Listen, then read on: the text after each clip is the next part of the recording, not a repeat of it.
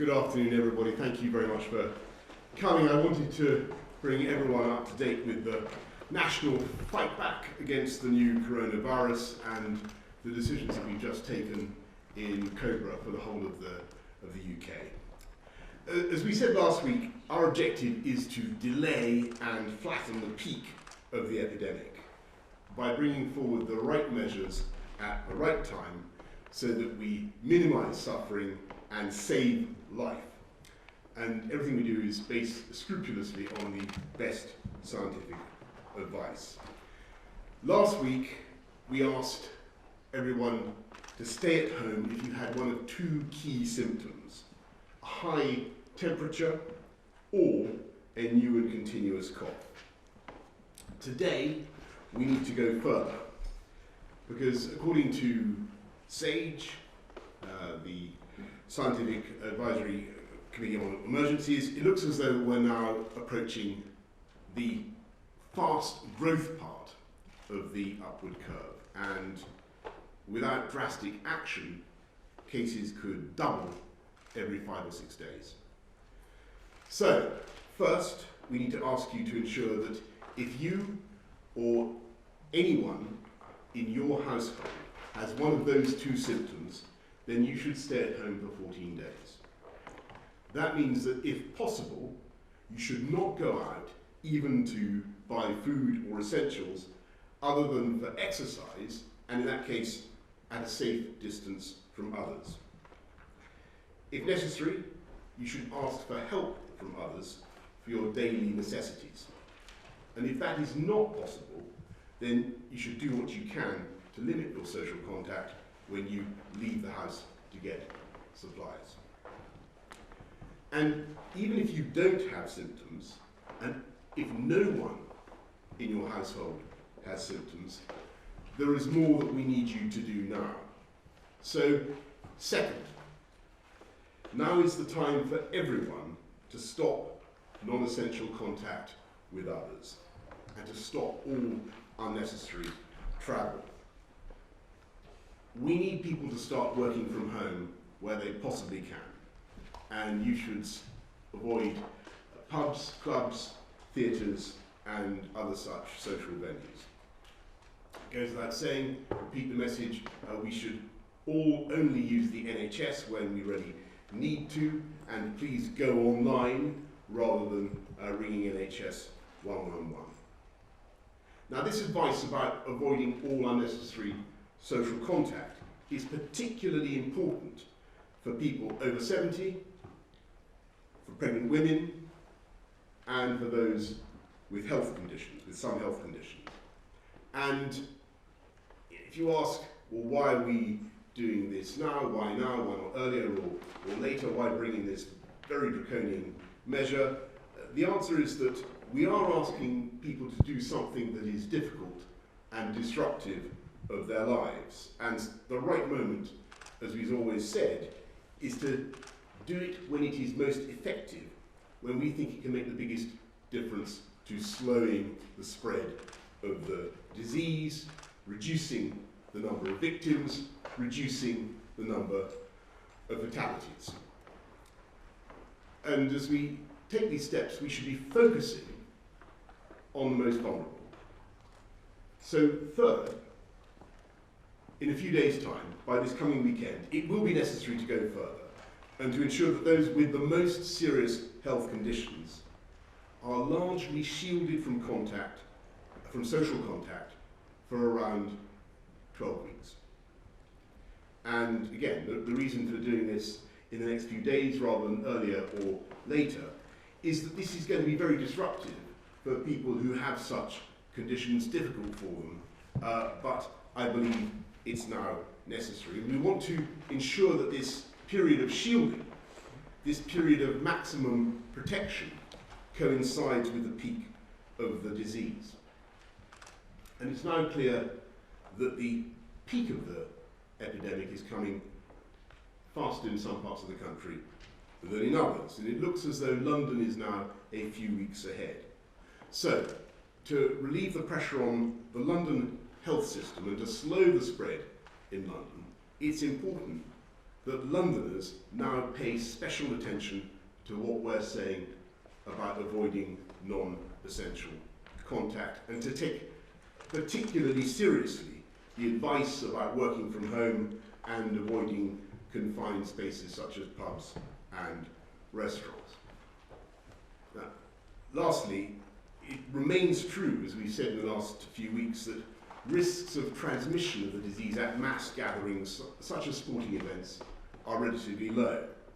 But obviously, logically, as we advise against unnecessary social contact of all kinds, it's right that we should extend that advice to mass gatherings as well. And so we've also got to ensure that we have the critical workers we need that might otherwise be deployed at those gatherings to deal with this emergency. So from tomorrow, we will no longer be supporting mass gatherings with emergency workers in the way that we normally do. So mass gatherings we're now moving emphatically away from. And I know that many people, including millions of fit and active people over 70, may feel, listening to what I've just said, that there is something excessive about these measures. But I have to say, I believe they are overwhelmingly worth it to slow the spread of the disease, to reduce the peak, to save life, minimise suffering, and to give our NHS the chance to cope. Over the last few days, I've been comparing notes and talking to leaders around the world, and I can tell you that the UK is now leading a growing global campaign amongst all our friends and allies, whether in the G7, the G20, the UN, the IMF, all those bodies in which we play a significant role.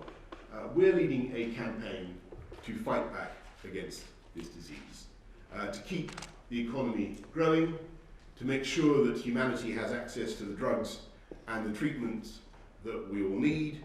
And the UK is also at the front of the effort to back our business, to back our economy, to make sure that we get through it. I know that we are today asking a lot of everybody. This is far more now than just washing your hands, though clearly washing your hands remains important. But I can tell you that across this country, people and businesses, in my experience, are responding with amazing energy and creativity to the challenge that we face. And I want to thank everybody for the part that you are playing and that you're going to play. Our Chief Scientific Advisor will now update us on where we are. Over to you, Patrick. So we've looked all along at SAGE at measures that can save lives and protect people. The objectives, as I laid out last time, are to really suppress the curve in order to keep it below NHS capacity so that the NHS can cope, and to shield the vulnerable and those most likely to get severe disease so that we protect them across this period. Most people, it's worth reminding us, have a mild disease, but some do not. This is a very fast-moving situation. The latest numbers that we reviewed at SAGE suggest that we're entering a fast growth period or on the cusp of doing so, and London is ahead of other parts of the country. We at the outset laid out a plan and advised that we would implement it, the measures, at the right stage and in the right combination to ensure that we get the biggest impact. Unfortunately, that time is now for many of these measures. What we're doing is implementing them actually at a stage of the epidemic which is a little bit earlier than has been done in some other countries, given where we are in terms of the epidemic now. The measures have two objectives. One is to delay the transmission of this virus across the community, and the second is to keep people safe. The measures, as the Prime Minister has outlined, include whole household isolation. So if one person gets the symptoms of new persistent cough or fever, the whole household stays isolated for 14 days. The reason it's 14 days is the 7 days for the person who's got the infection, the incubation period that others may catch it, and the 7 days after that. We're also recommending increased social distancing. That's the phrase that you hear, which means trying to reduce contact between people, again, to try to delay this transmission. That means where businesses can do it and where individuals can do it, home working is recommended. Unnecessary travel should be reduced and stopped. Avoiding gatherings in crowded places is important, and those gatherings, big or small, are important so that you get the whole thing together. It's not just the size of a gathering, it's actually all gatherings which become important. And reducing social contacts. There are specific measures for the vulnerable groups, the people who are most likely to get serious illness with this infection. And Chris Whitty will say more about that. Those measures would need to go on for 12 weeks or so across this period, maybe a little longer. These measures, like case isolation that we talked about last week, staying at home if you've got the symptoms, these new measures have a big effect. This is not a series of small interventions. You would anticipate that this could have a dramatic effect to reduce the peak and to reduce death rate. They are not easy, but they are important, and they will have the effect if we all do it. This is a matter for us to take accountability, to make sure we help each other, protect ourselves, and protect the NHS. It is also possible, as laid out in the plan, that other measures may be necessary, including at some point, as we've said, it may be necessary to think about things like school closures, but those things, again, need to be done at the right time, in the right way, at the right stage of the outbreak. I'll hand over to Chris. Thank you. I'm just going to add a few comments additionally from a medical point of view, but I'm not going to repeat points that have already been made. The first thing is to make an obvious point that this is now a very global disease, and the way you deal with global pandemics is different in public health terms than the way you would deal with a localised outbreak where you're the first country or a very significant region that has got it. And the second point is the obvious point again, that in this country, this disease is now accelerating up the curve, but it is still at a low level, but it will accelerate up now really quite rapidly. Now, we obviously need to do things that are both effective, and all the measures that are here have been gone over by several large numbers of scientists in different ways, looking at mathematical models, behavioural sciences, many other forms of science, to find the things which are the most effective, but they also have to be sustainable, because this is going to go on for some time.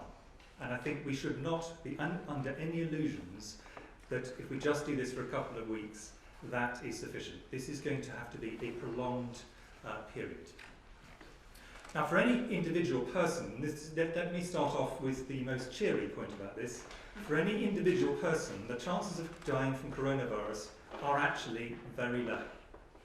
Some people will not get the infection, and many of the measures we're doing at the moment will help with that. Some people will get it and will have no symptoms at all. They won't even realise they've had it.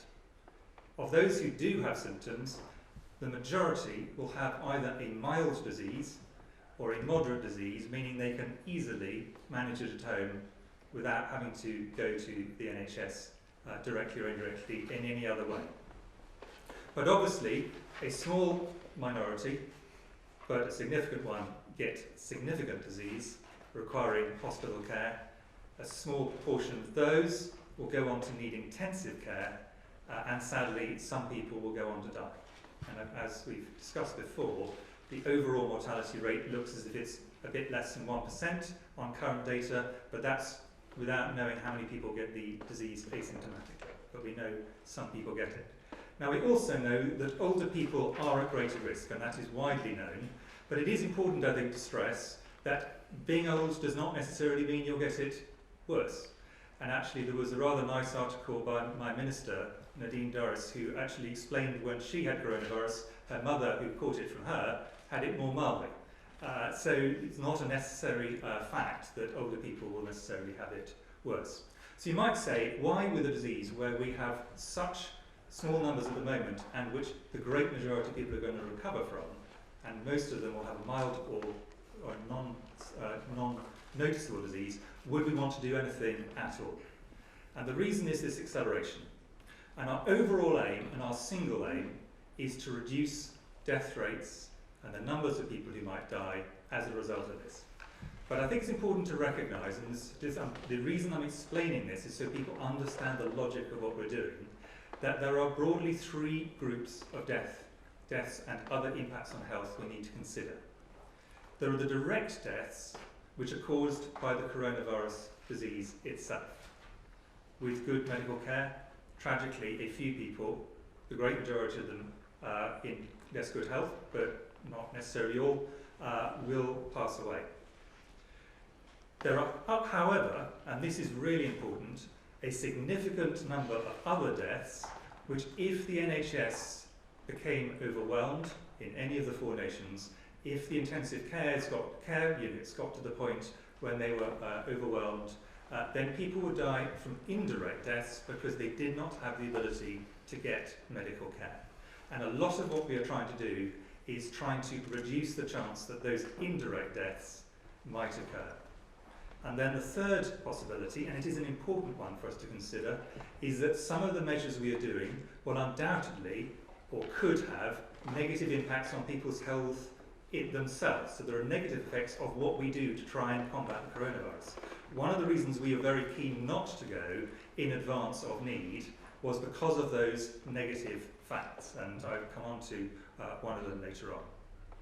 Now, just to explain where the different things fall into this, the very profound changes in terms of social distancing that the Prime Minister laid out, which are going to be very difficult for people to maintain over a long period of time and will have very significant social effects, do have the capacity significantly to pull down the peak of this infection wave and therefore make it easier for the NHS and particularly the ventilation support to be able to cope with the wave that is heading its way. So that is really critical. People who do this, who restrict their social gathering, are doing things to protect the NHS, to allow the NHS to treat both people with coronavirus and people who have other things as well. It has overall effect on the NHS. This is the second group of things which the Prime Minister has laid out, are those things that we want the quite large group of people who either are over 70, possibly quite healthy or very healthy, over 70 but over 70, or who are younger than 70 but have a significant health condition, and this is mainly in adults. We want them to take even greater care, because this is in addition to making sure that they don't end up helping fuel the epidemic themselves. It means they do not have to go to hospital, which is good for the NHS, but most importantly, it reduces the risk that they will catch the virus, particularly at a time when the NHS is under strain. This is absolutely critical. And the group of people who we want to take this advice particularly seriously are older people above 70, people who in adult life would normally be advised to have the flu vaccination. So these are people with chronic diseases, such as chronic heart disease or chronic kidney disease. And also as a precautionary measure, because we are early in our understanding of this virus, and we want to be sure, women who are pregnant. And those three groups are the groups we want to take particular care to minimise their social contact, which of course will have very significant risks for them. And later on, we will be giving very shortly, a much more specific list of an even smaller group of people who have very profound health problems. They all know they've got very profound health problems. For example, people who might have advanced myeloma or leukemia, things that significantly affect their immune system. The final bit that is being talked about today is, in addition to what we previously talked about, is the 14 days stay at home. If one person in the household has symptoms, the whole household stays at home. Now, there has to be some common sense around this. If there's a very vulnerable person in the household, for example, people will need to take that into account. People need to think through the practicalities of their own position. But the reason for this is because they are helping to stop it be transmitted onto the rest of the community. And these people, the trouble is, if you actually are in a household with someone who's got coronavirus, there is a reasonably high chance you will be infected and will go on to get this. So this is, in a sense, something people are doing to help protect the rest of society. We do want to stress that the great majority of these people will have mild or moderate disease. They don't need to contact the NHS. They can use the NHS online service. It's very extensive information there. We really would encourage them not, if they have mild or moderate disease, to phone 111, because the service we need to protect for those who are in greatest need. But, really important to stress, if anybody's health starts to deteriorate significantly, then they should phone 111 or contact the health services in the way they usually would. So this is, if people deteriorate, we want to make it clear they should then do so. Finally, I just want to make a point on behalf of my other CMOs for all 4 nations. We are enormously proud of what our colleagues in the NHS and public health have done so far to delay this and to do so in a safe way. And an enormous amount of work has gone on to do that. The next few weeks and months are going to be extraordinarily difficult for the NHS in all 4 nations. We know that our colleagues will rise to this challenge, but we know it is going to be very hard indeed. But we have enormous faith in them. Thank you very much. Well, thank you very much, Chris. Well, I want to thank both Chris and Patrick immensely for all the work that they've been doing over the last few weeks and months. And I know it's a big imposition, but we're going to be making sure that we give daily updates to you. Well, I do think that will be valuable, so that we can have, as I said from the beginning, as much transparency as possible, really try and show our working and our thinking as clearly as possible to the British public. Questions now, please. Vicky Young, BBC. Prime Minister, looking at these measures, can I ask you about enforcement? Are you closing theatres, pubs, restaurants down as of today? And a particular question which we've had at the BBC, lots of questions about care homes. Are you going to stop visitors going into care homes? Lots of people very concerned about that. And then on a more scientific question about testing, the Director General of the World Health Organization has just said a clear message to countries to test. You cannot fight a fire blindfolded. Test every suspected case. Lots of people wondering how you can track the pandemic in this country if you don't know who's got it. Yes, thanks, Vicky. Well, absolutely. What we're doing is giving very strong advice that public venues such as theatres should no longer be visited. Though the proprietors of those venues are taking the logical steps that you'd imagine. You're seeing the change happen already. As for enforcement, we have the powers if necessary, but I don't believe that it will be necessary to use those powers. When it comes to care homes and visitors to care homes, you can take it from what we've just said about avoiding all unnecessary contact for those particular groups. Really strong advice that we're giving to people to avoid unnecessary contact with the over 70s, those with particular health conditions. Absolutely, we don't want to see people unnecessarily visiting care homes. Answer the testing. Yes, so on the testing, yeah, absolutely. So, of course, we completely agree with the Secretary General that testing is absolutely critical. And within the UK, we have 3 levels of testing at the moment. We have testing in intensive care systems, which is across the whole system, is a complete surveillance system. We have testing in hospitals for people who've got pneumonia, for people who've got milder disease. And we have the GP network, which is testing in the community. The one thing which we did stop doing was testing based on geography, which was early on, because at this stage geography is much less important in a disease. Now, we do intend to continue to scale up testing, but I think it's important to realise the scale of UK testing, which has been substantial, and just to give just some numbers on that, over 44,000 tests conducted, of which over 42,000 were negative. And we will continue to scale up the testing every single week from here on in, moving out into the wider community. The test we have at the moment only tests for people who've currently got disease. The thing which would be transformational would be a test to reliably tell us if someone has previously had disease, so we can pick up and find out what proportion of people get this infection without any symptoms. Currently, such a test is not reliable, but it's being developed very rapidly by Public Health England. Thanks. Beth Rigby's going. Beth. Thank you, Prime Minister. This is quite a big step change from where we were even 4 days ago.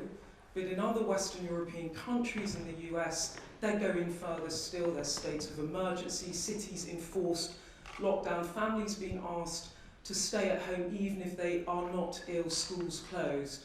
Are these the sorts of measures you think the public should expect in the next few days? And if I may, Sir Patrick, a question for you. You talked about London. When do you think London will hit the peak? What's the time frame? And in terms of cases of coronavirus across the country now, last week you said up to 10,000 people. Last Thursday, how many people now do you think are carrying the virus? Thank you. Well, Beth, just on where we are in relation to others, don't forget that other countries are at different stages in their movement up the curve, and we've always made it very clear that the crucial thing is timeliness. Our interventions should be timely to have the maximum effect, and we think this is the right package for this particular moment as we start to move up the curve in the way that we've said, and as we foreshadowed over the last couple of weeks. But when you come to more extreme measures like curfews and so on and so forth, you'll see in some of the other countries, we're keeping all measures under review, and particularly, obviously, people will be thinking about school closures. There is an argument about school closures. We think at the moment, on balance, it's much better if we can keep schools open for all sorts of reasons. But I appreciate that this is again something that we need to keep under review. In answer to the question about where is London on the peak, the important thing is that London is ahead in terms of reaching that inflection point of actually going into a faster growth phase. Clearly, the measures that have been talked about are aimed to completely suppress that, and therefore the peak goes much further out. So this is a sort of slower thing with a reduced number. That's what we're trying to achieve. Numbers, well, the epidemic you'd expect to double every 5 days or so you can work out, there are many more as from last week, and you can do sort of calculations as to how many you think you may have. The absolutely key thing, to reiterate what Chris Whitty has said, is testing and ramping up our ability to test, and in that, this ability to test who has had the disease rather than who has just got it now. Both of those things are really important to get a proper handle on this, especially this question of how many people have had it and been asymptomatic. That is the biggest unknown worldwide that would completely change all sorts of things if we can get a handle on that number. Thanks. Robert Peston, IDB. Couple of questions. First, your restrictions on freedom of movement, your urge to families and households to isolate, these are voluntary. They obviously carry great force because they're coming from the government. Now, in some countries, they have introduced criminal sanctions if individuals refuse to obey what's effectively a curfew. How likely is it, how prepared are you to introduce criminal sanctions if necessary? And on this issue of testing, one issue that I hear repeatedly from people in the health service is they are deeply uncomfortable about being forced home if they've got a cough, because they'd like to continue to work. Will you at least for health service workers, move fast to allow health service workers to be tested so that they at least know whether they are a risk to their patients? I'll ask Chris to deal with testing. But on powers, actually, Robbie, you may be amazed to know this country government already has tremendous powers in this field. Under an Act of 1984, I think it's open to the Secretary of State for Health to ban handshaking if he wants to. But I think most people would accept that we are a mature and grown up and liberal democracy, where people understand very clearly the advice that is being given to them. And I think they also understand that what we're saying obviously helps the NHS and helps them, helps us all as individuals, but it helps the whole community as well. I think the British public do understand that. In answer to the question on testing, the next level out, once we have the capacity to do this, which is we're really going for very fast, is exactly as you say, that healthcare and indeed other critical workers, that you can actually test them very early on in their illness. If they end up having actually the right symptoms, but in a sense the wrong disease, or a good disease, not coronavirus, then they will be able to go back to work, which is good for the NHS, good for society. If they have got it, at least you know they've got it and they're not going to get it again. And so that, for a positive or a negative, are therefore useful for the service. So there's a very strong incentive to get this out as fast as we can practically manage it. Jason, great, Daily Mail. I'm Mr. Jason goes to the Daily Mail. I mean, you've just announced the most extraordinary measures, saying people shouldn't go to the pub, they shouldn't go to cinemas, they shouldn't go to theatres.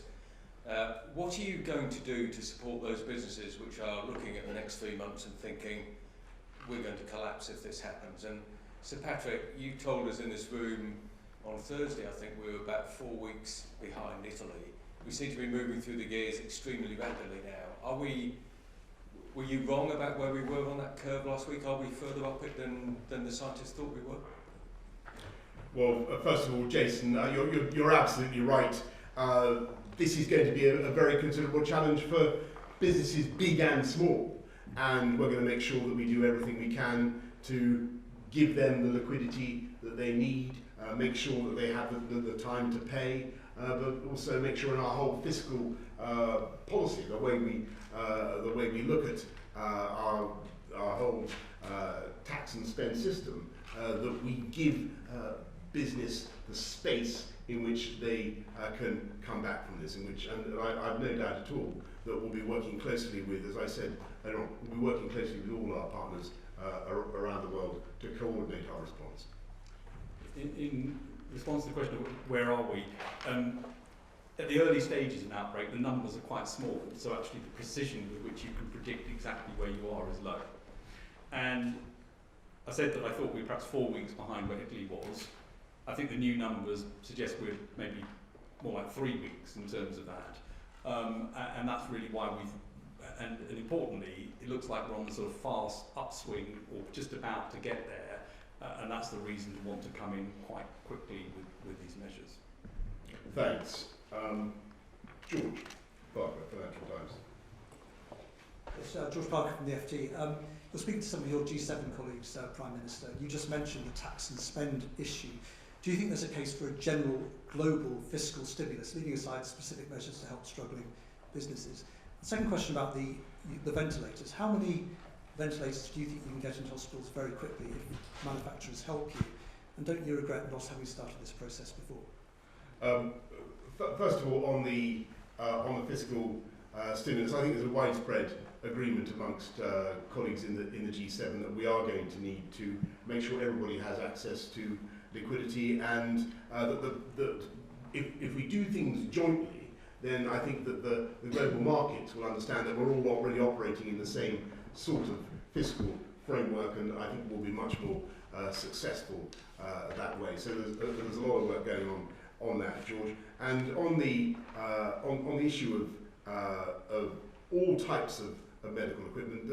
Perhaps what I can say is we've talked a lot in these discussions about what we're doing to flatten the curve, to squash the sombrero, to depress the graph of the growth of the cases, and of course that's going on. That's what we're doing today. But there's a parallel body of work which is equally energetic, which is devoted to making sure that the NHS has all the equipment that it needs. And I can tell you that huge strides are being made right now on delivering ventilators, testing kits, oxygen, everything that we think we'll need in the weeks ahead. Gordon Rayner. Thank you, Prime Minister. Gordon Rayner from the Telegraph. Prime Minister and Sir Patrick, last week, Sir Patrick in particular was talking about herd immunity. We've heard today of a case in Japan where somebody has reportedly tested positive twice, having had it once, they've now got it again. Does that mean that herd immunity is now completely out of the window? Chris Whitty was saying just now, I think, that if you test people and they have had the disease, that means they can't get it again and they can go back to work. Are you absolutely sure about that in the light of what we've heard today from Japan? I'll answer the second. So the first thing, just to reiterate, the objectives, and they've always been the objectives, is to make absolutely sure we flatten this curve, keep it below NHS capacity limits. That's the primary aim, and of course, to make sure that we save lives and protect the vulnerable. That's what we need to focus on. In any infectious disease, there are cases where people can catch something again. They're rare. There's nothing to suggest that this is a common occurrence in this disease, but we are learning as we go along. But at the moment, there is nothing particular to suggest that, and we already know that there are some people who've had what are called neutralising antibodies that have actually stopped it, so that it looks like a normal response to an infection, and there will be occasions, very rare, where somebody might get it more than once, as in any disease, any infectious disease. Should I just add to that, Prime Minister? I mean, even in diseases which do not have long-lasting immunity, there's usually a short period of immunity, and that's enough for a season, an epidemic in the initial phases. So I think it's important to differentiate between that and long-lived immunity. Of course, if people don't induce very long-lived immunity, that makes the idea of a vaccine less certain. So I think we need to be aware of that, and we'll be watching this very carefully. I think the final thing is, I haven't seen the details of this report. If people have got immunosuppression or various other things, they can make this more likely. But it's an involved area. And it's always worth stressing what I think we said continuously, which is our objective, our overriding objective in all cases is to reduce suffering, to minimise the incidence of this disease, and to save life. That's the absolute priority. Can I just make one other point, which is right the way from the beginning, we described four things, one of which was research. And research is unbelievably important in this, and the UK is outstanding at clinical science and the biological sciences that underpin this.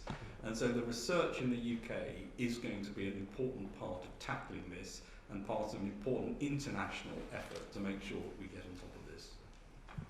Thanks. Tom Newton-Darr. Thank you, Prime Minister. First of all, can you give the nation any form of indication how long this ban on social contact will last to prepare them? Should they prepare for a couple of weeks, a couple of months, the whole year? And secondly, in terms of the effect of the economy, obviously no blame intended, but clearly this has gone far further than the Chancellor might have thought last week, even when he was delivering his budget, which was predestined on 1.1% growth this year. Do you accept now the economy is not going to grow by 1.1%, and the Chancellor is going to have to spend an awful lot more public money propping up businesses? Yeah, and look, just on the timing, I think I might defer to the experts on either side of it. But just on where we are with the economy, it's perfectly obvious. Just from the G7 conversation I was having today, everybody sees that this is going to be potentially a severe blow for the economy. Everybody can see the risks that this situation poses, the risks to demand, the risks to supply. But if we get it right, and if we get the right response, and if we work together, then we can ensure that it is a short-term problem, because the fundamentals of the UK economy are very strong. This is unlike 2008. There isn't a systemic problem within the economy. If we can get the disease under control in the way that we're describing, if we can flatten that peak, and it starts eventually to decline and tails off across the world, then there's absolutely no reason why economies worldwide should not come roaring back. So it's a very, very different category of difficulty from 2008. I think people understand that. But on timing, Chris. We stressed right from the beginning this is going to be a marathon, not a sprint, and I stressed at the beginning of the points I made that sustainability is absolutely critical here. This is not a situation where a couple of weeks and this virus is on the way. Absolutely not. People should be thinking of a minimum of weeks to months, and depending how it goes, it may be longer. So I think it is really important people realise they're in for the long haul on this, but this is really important. If we're to defend the ability of the NHS to treat people, if we're to actually minimise the mortality, we've got to see this as a long game. Victoria Donald, Channel 4. Can I ask, just a little while ago we were told, last week indeed, that it was 7 days isolation. Was it that the science moved so much, or that you made a mistake on that? And also, could you tell me about the advice on pregnant women? Because there have been reports, of course, of babies at the weekend being born and then testing positive, but there have been no reports of in utero transmission. Shall I take the second one and Patrick take the first? In terms of pregnancy, there are reports of, well, actually in the global literature at this point in time, one person who became severely ill, but we're very, very early in what we know on this. The Royal College of Obstetrics and Gynecology, which is the professional body, reviewed the evidence. It's on their website, and it was before this case was reported, and it makes clear that in the very small number of pregnant women who delivered at or shortly around the time they had this, there were absolutely no complications. But there are two buts to this. For many infectious diseases, there is a small but appreciable additional risk, and we will not know that until a lot more women have had children. We do not know for sure. We can say reliably this is safe or there is some additional risk. And of course, this is a very new virus, so the information we have is relevant to people in the third trimester of pregnancy, but not in the earlier stages of pregnancy. And I'm giving a long answer because this is something people get very concerned about. But there is no evidence from other coronaviruses that makes us feel this is particularly dangerous in the way that, for example, the Zika virus was particularly dangerous to pregnant women. But infections and pregnancy are not a good combination in general, and that is why we've taken the very precautionary measure, whilst we try and find out more, to include pregnant women in the group alongside older women and people who've got pre-existing significant health conditions. We may in retrospect find that was overkill, but we'd rather be more cautionary now rather than the other way. Shall I answer the Sorry, yes, first thing is to really reiterate what Chris has just said. This is a brand new disease. We need to learn as we go along, and that will be part of what we do. The 7 days actually isn't a change, so it's a little bit complicated, and I just want to explain it. If you are ill with the symptoms of either new persistent cough or fever, you isolate yourself for 7 days. So if you lived on your own, that's what you would do. That's the advice we gave last week. Now we're saying, if anybody in the family gets it, or anybody in the household gets it, the entire household stays together isolated for 14 days. The reason for that is the other people may pick it up over the 7 days or 5 days period, and then they've got 7 days to have it and get better, or to be asymptomatic but have it for 7 days. So it's 2 different periods, but the principle is the same. When you've got symptoms, you're 7 days. You got that. It's the difference between individual isolation and household isolation. In fact, Heather, Stuart.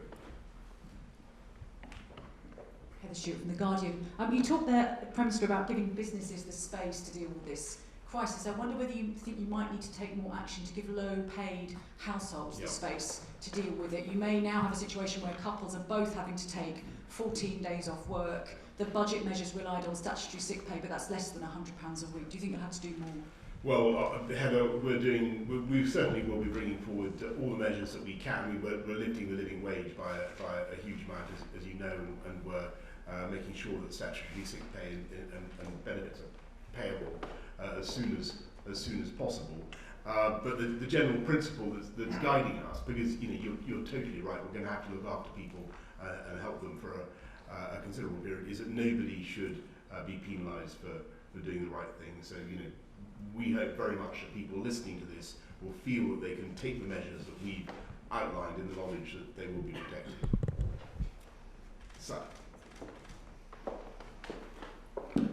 Dennis Staunton from the Irish Times. Thank you, Prime Minister. The Irish government has introduced more aggressive measures on social distancing, including the closure of schools, but the executive in Northern Ireland is following the same pace as the government in the rest of the United Kingdom. Are you confident that the people in Northern Ireland are being protected from this virus as effectively as their neighbours in the south? I absolutely am, and we had a good discussion just now with Arlene and Michelle, and actually, if you look at what's happening overall, the UK and Ireland are on very much the same path. But perhaps Patrick and Chris, anything you want to say about the schools issue? Any more that needs to be said? No, I think we've covered the schools issue, and I think the key thing is the social distancing actions that we're taking around bars and restaurants and theatres and so on, which are a really important part of this, which is probably more extreme in terms of the action there. The one thing I think it is worth just adding to that is just to reiterate the point that thankfully this virus seems to spare children relative to other ages. And we are, Dennis, we are in daily contact with our counterparts in the Taoiseach's office and so on to make sure that we're coordinating things as much as we reasonably can. Yes, sir.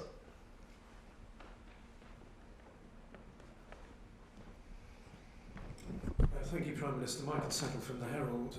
It's really important that you take the public with you on whatever you do. But do you think the UK government needs to try harder to be in lockstep with the Scottish government? Because any perceived divergence of approach will not reassure the public that there's a unified approach. And I think it was Sir Patrick who said that London was ahead in the outbreak.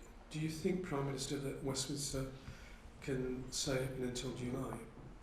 Well, Michael, look, very good point about what's going on with all four nations. And actually, if you've been at the Cobra just now, it was a very, very good discussion between us and all the other devolved administrations.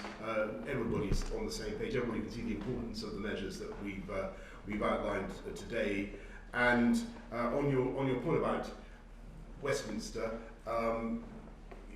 we will obviously be wanting to make sure that, as I say, that democracy carries on, that we protect our parliamentary institutions, but clearly those who are vulnerable, and lots of members of parliament of both houses may come into that category, should receive the protections that they need. Prime Minister, should I just add that, just to reassure people, and I speak to my counterpart, chief medical officers in all four nations very regularly, often several times a day. They listen in on these SAGE discussions and contribute under Sir Patrick, and at a technical level there is really, really strong determination to make sure we have a unified view and understand the technical issues together. And just on the parliamentary situation, there may be more to come on this. The Speaker and all parties and the Leader of the House of Commons are working together to find a way forward that achieves those objectives, protecting our democracy, ensuring that Parliament stays open, but obviously also protecting the groups we need to protect. Paul Wall from HuffPost. Prime Minister, just to follow up on that last point you made, are you suggesting that all parliamentarians, MPs and peers who are over 70 should adhere to today's announcements? I take it you are. Or are there some sort of special category? And more importantly, can we be a bit more precise? We've had a lot of vague announcements today. I mean, you said, for example, people in care homes should not be visited, should not be unnecessarily visited. What does unnecessarily mean? And secondly, the Chief Medical Officer said that it may be weeks to months that this blanket ban on unnecessary travel and non-essential contact lasts. What do we mean by weeks to months, and when will we know when it's over? Will there be an announcement by Public Health England which says you can all go back to work, or what? I'm going to, so in terms of your first question, Paul, about parliamentarians, you can take this as a universal announcement intended for everybody. There are no exceptions. But Chris, on the precision of the advice, for instance, to people visiting care homes. So in terms of precise advice, we'll be putting on the website a lot of precise advice. I'm not going to go through every single one because we could spend the rest of the evening just going through one by line. But it is a really difficult area. So let me be clear that the how to protect people in care homes and nursing homes is going to be one of the most challenging things for every nation on this question, because of course they are vulnerable and they do have to move in and out of health services from time to time, and this is going to be not going to be an easy issue anywhere.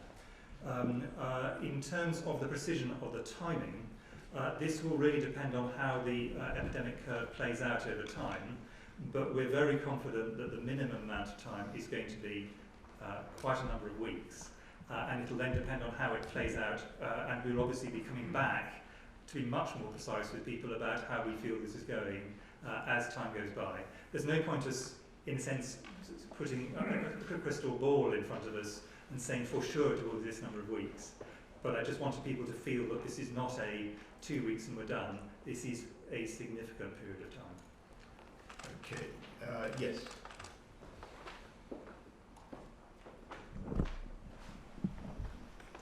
Harriet Line from the Press Association. What are the kinds of underlying health conditions that those people who died after contracting coronavirus had? Well, in every country, they've tended to be, in a sense, what you would expect as common significant health conditions, so significant cardiovascular disease, significant respiratory disease, sometimes people who've had significant neurological problems. There are now quite large studies which lay this out in quite granular detail. Obviously, the first experience from China, where the situation is slightly different from the UK in terms of health services and risks. Increasingly, sadly, information from Italy, but our own experience here, looking at those who sadly have died in this country, completely conforms with the international experience. I'm going to wrap it up here, if I may. I know I'm sorry to those of you who haven't been able to get your questions in, but as I've explained, there will be plenty more opportunities in the course of the next few days.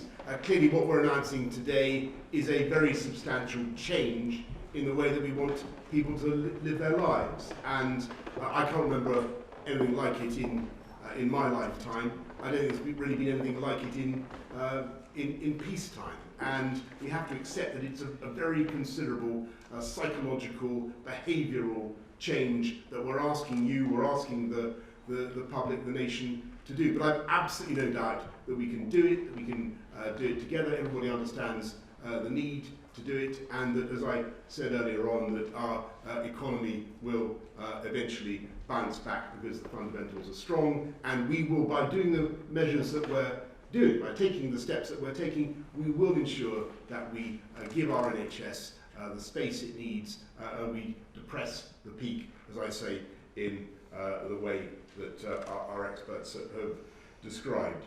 And I've absolutely no doubt that we will also be able, in the time that we create, to move a lot further and faster in developing the treatments, the remedies, perhaps even in hopefully the vaccines that will enable us to deal with this new coronavirus. So thank you all very much for your patience. I hope everybody has felt that they understood what we're saying, and I'll see you all tomorrow. Thank you.